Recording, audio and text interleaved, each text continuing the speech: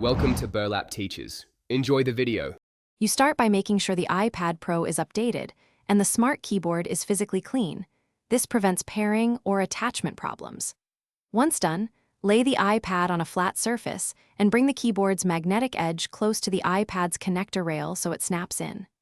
You're doing this now because physical alignment engages the smart connector pins.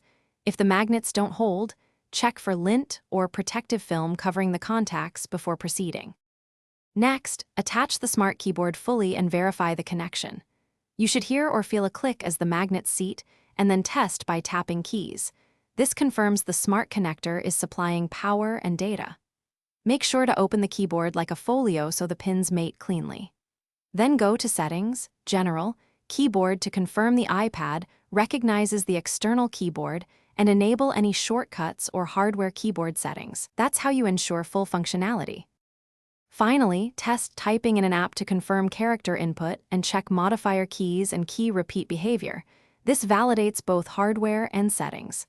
If the keyboard isn't recognized, restart the iPad, detach and reseat the smart keyboard, and clean the connector contacts gently. These steps fix most issues. If problems persist, reset the keyboard dictionary in Settings or contact Apple support, because persistent failures usually indicate a hardware fault.